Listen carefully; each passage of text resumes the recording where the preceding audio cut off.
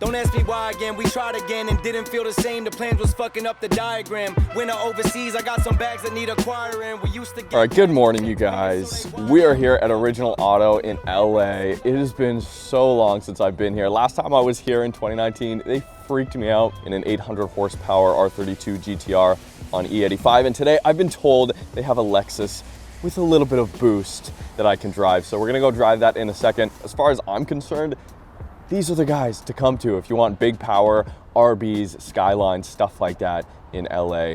There's nothing that's left untouched. These guys cannot leave anything stock, and that's what I'm here for. So let's go for a drive. So I'ma get there when the tides turn. Stare at the sky until my eyes burn.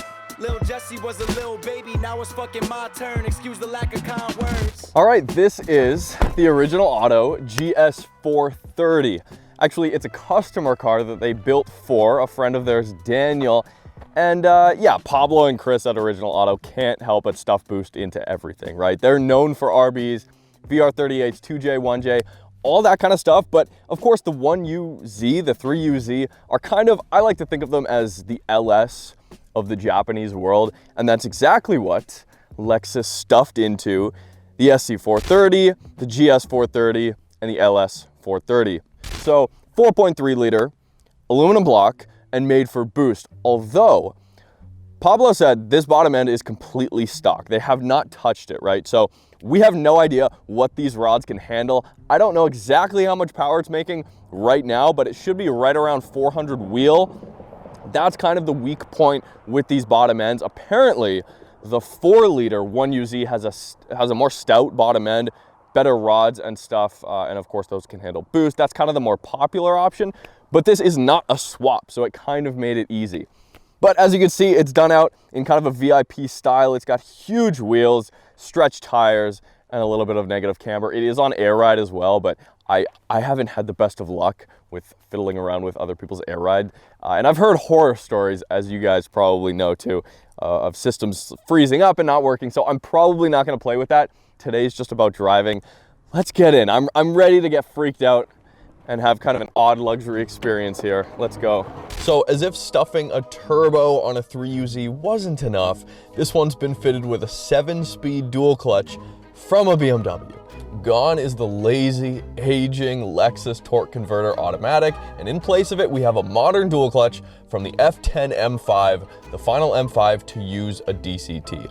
And for some peace of mind, Original Auto has also installed some Project Gamma upgraded clutches rated for 950 pound-feet. So we've got some headroom.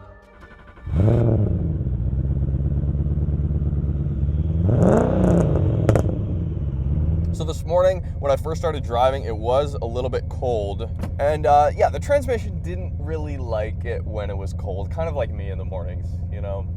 Who wants a non-caffeinated Marcus? I wouldn't want to be around me. And same with the GS. It kind of had to warm up to me, but now it's warm and it is shifting beautifully.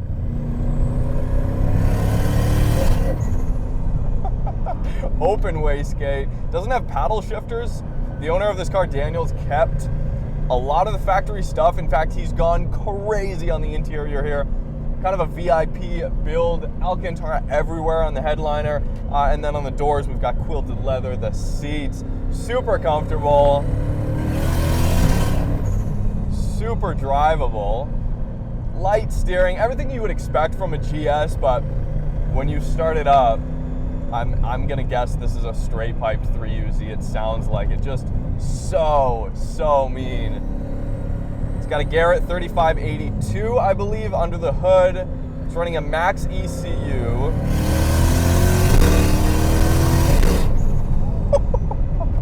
Ow, there's no need to get mad at me, jeez. A max ECU, and that controls both the DCT and the engine. And we're running E85, so the spool is ridiculous. It comes online so quick. Oh my, yeah, there's second gear doing some things back there. Wow, this thing is manic.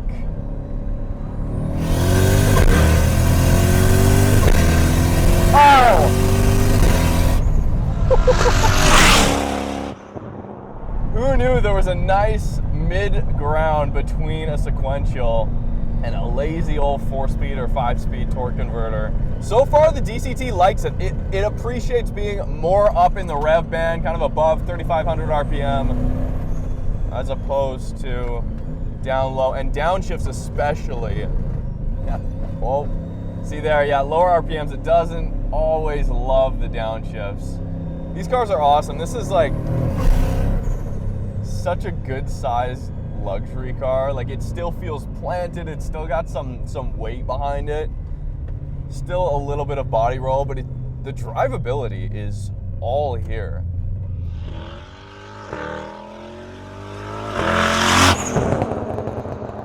It's the best too because you have a ton of cushion behind me right now, so it's like every shift I'm pummeled back into more luxury. There's nothing raw about this car except for the powertrain. Everything around it is like cushy and comfortable.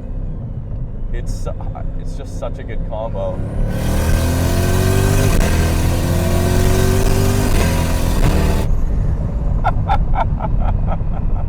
What a trip. What a trip. All right, let's go from a dig here.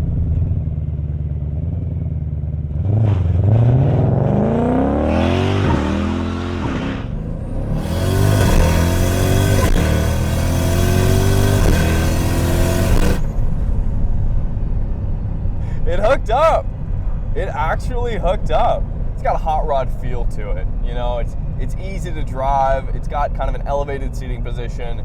One might expect, much like the UZ swapped IS that I drove from Fish Racing with nitrous, one might expect it to be just like a stripped out car like that, and you could go either way, but that suits the IS more because it's a smaller chassis. The GS is a Luxo barge, but even in modern context, this is a light vehicle, it's a small vehicle, and it doesn't feel absolutely giant like an S-Class or an M5.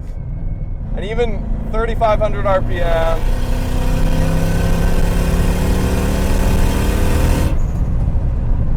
I mean, the power from 60 miles an hour is so good.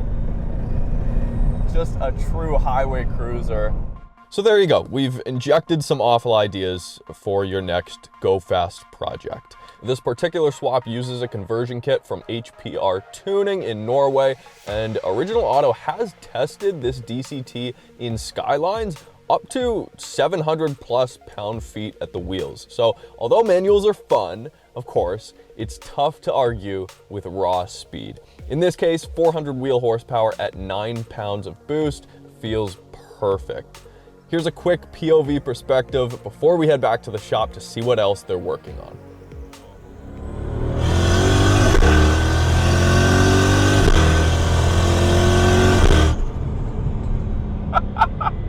Woo!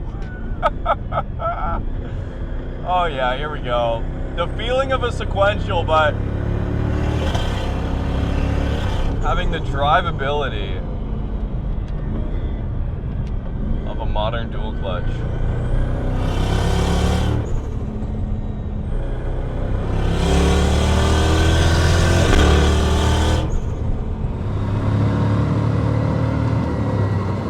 Like there, partial throttle. You don't even feel the gear shifts. That I was not expecting. Oh my God. This is magical. This is exactly what all of these old luxury cars needed. The biggest complaint, all of these cars, I drove an RS6 Avant imported from Japan, same thing, the old 5-speed auto, just absolute garbage. And all those older AMGs, but here we go. This is the solution right here.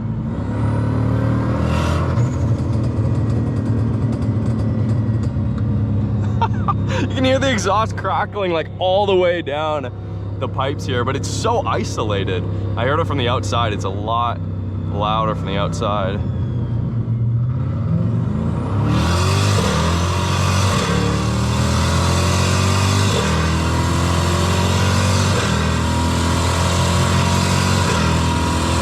Woo! Spinning first and second, so controlled though. Wow. Close gears. It's like you can drive it two ways. You can just bang, bang, bang off the gears, but if you want to, you can cruise and shift lower speeds and you get that smooth low down torque. Like there's power everywhere.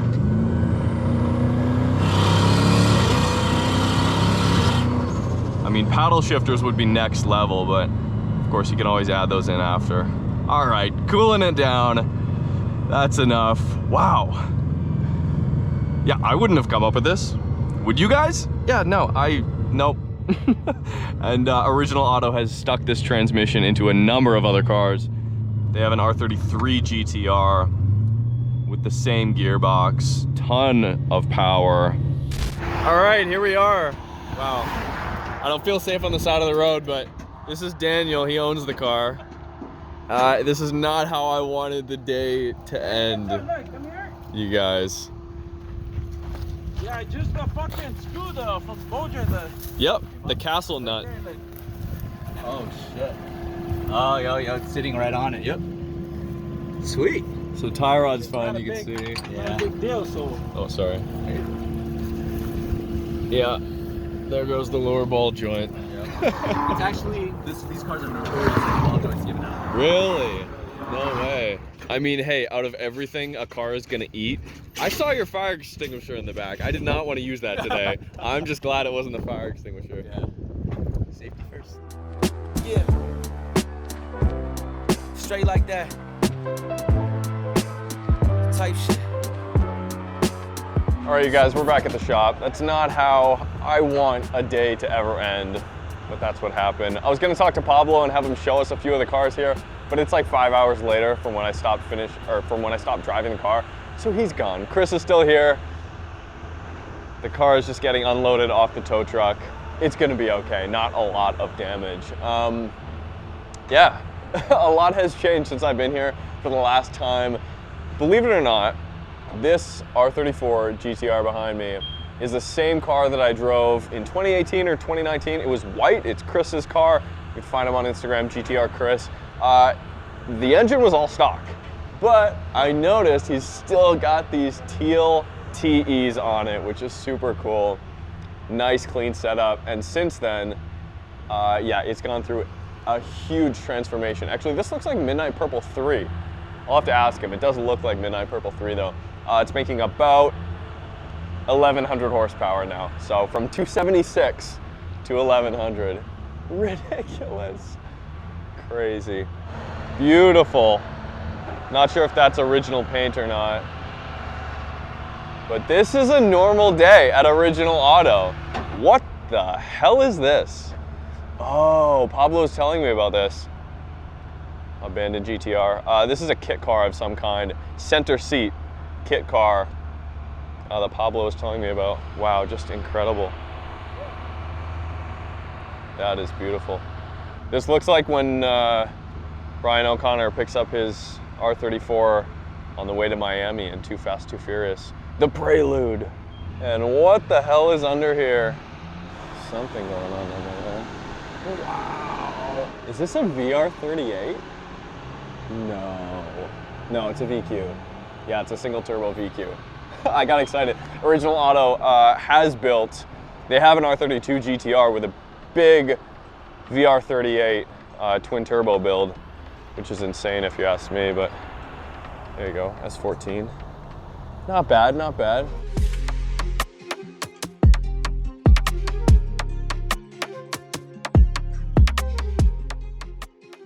All right, this is something worth talking about. I believe I'm correct in saying this is the VR38 car. I mean, judging by the rear tires here, that is ridiculous. As you can tell, they've got an addiction with speed, not so much the aesthetic stuff, although some of this looks phenomenal, but.